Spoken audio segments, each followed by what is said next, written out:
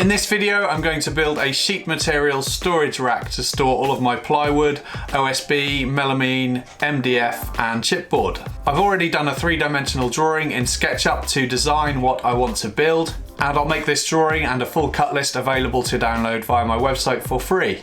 I've designed the rack to be as compact as possible, but still to be able to hold a full 8-foot by 4-foot sheet. Now, it's not often that I work with full sheets because usually I'm working with reclaimed materials, but I still wanted the ability to be able to store them if necessary. I based the dimensions for my rack to fit inside an alcove in my storage lockup. But if you want to build one, it's pretty simple just to make it longer or shorter based on your own space requirements.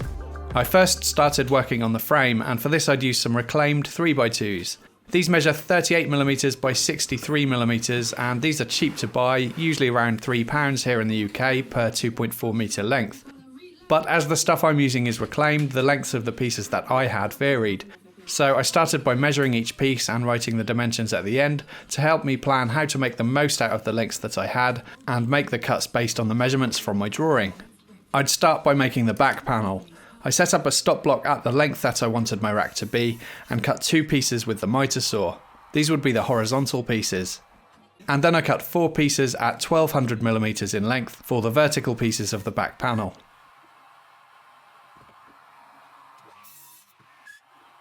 Usually for a project like this one, I would just use glue, some screws and my impact driver to assemble. But as I now have a Hitachi framing nailer, I've been looking for an excuse to try it out, and this seems like a great opportunity to use it.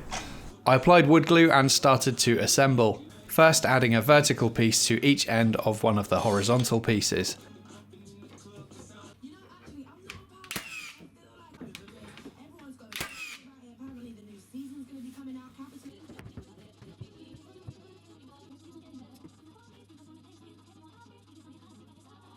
I used a speed square to keep everything square.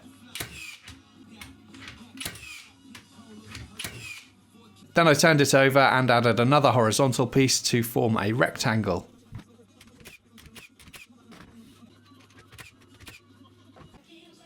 I measured the internal dimensions of the horizontal piece, which was 1350mm, and dividing that by 3 gave me the spacing for the 2 vertical pieces to equally space them out.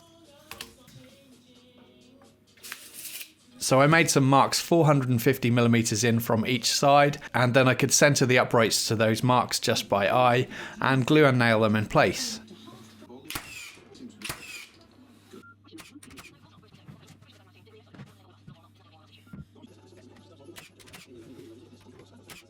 That was the back panel finished, and I took it out to the garden just to free up some space in the workshop. If I was building this rack using new timber, I would just use 3x2s for all of the framing, as per the drawing that I've already done. But if you've been watching my channel for a while, you'll know by now that I don't like buying new wood, and I prefer just to make use of what I have already. At this point, I didn't have enough 3x2s to make both the frame of the bottom panel and the 45-degree braces that will need to be added later. I did, however, have a piece of spruce, which is the same construction timber as the 3x2s, so I decided to use that. I also decided that the framing for the bottom panel didn't need to be as thick as 38mm by 63mm, so to get more out of the piece that I had, I ripped it into 38mm square lengths using the table saw. Then I cut all the 38mm square pieces to length on the miter saw based on the dimensions from my drawing to make the bottom panel. The framing for the bottom panel got assembled in exactly the same way as the back panel. And I could use the same spacing again to get the 2 vertical pieces in the centre evenly spaced. At one point the nailer stopped firing nails and I just couldn't get it to work. And then I realised that I was an idiot and the nails needed replenishing.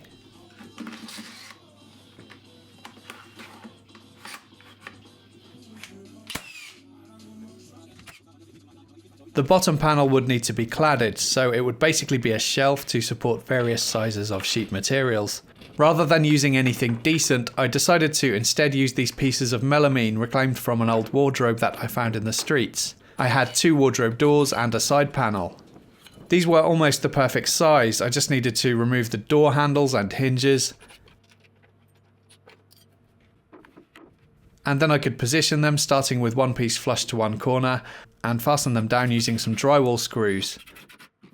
I didn't bother using glue here as the wood glue probably wouldn't adhere to the plastic coating on the melamine very well, and it wasn't really necessary anyway. The screws will do the job just fine.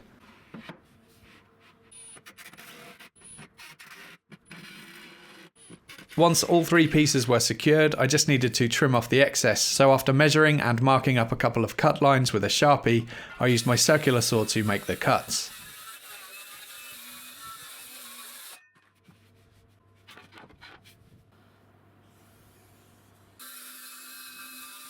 As I had a spare pair of casters, I decided to add them to the underside of the bottom panel to make the rack mobile, which I'm sure will come in useful at some point in the future. With the back and bottom panels done, all that was left was to cut the 45-degree braces that would act as section dividers for the rack and also help to make the rack nice and rigid. I used the last pieces of 3x2 for this and cut the 45-degree angles at the end based on the dimensions from my drawing. Then I took all of the parts over to my storage lockup ready for the final assembly. Both panels fitted snugly inside the alcove, which was great. Glad I got my measurements correct. I first added some 70mm long screws through the bottom of the back panel and into the frame of the bottom panel. And then I could add the 45-degree braces. I used glue and nails to fasten the ends which join to the back panel. And for the other ends I used screws instead of nails because I wasn't sure if the melamine would break into pieces if I were to fire through some nails, as this stuff is just chipboard on the inside. With the rack in place, I could sort through my random assortment of mostly salvaged sheet materials onto the rack. I get a lot of questions about where I get wood from, and the best answer I have is to watch the video on my channel called How to Get Wood for Free or Cheap, which I made about 1.5 years ago, as that basically explains where I get most of it. I'll leave a link to that in the description box below if you're interested in checking it out. I mentioned at the start of this video that I'd designed the rack so that it would be able to hold a full 8-foot by 4-foot sheet.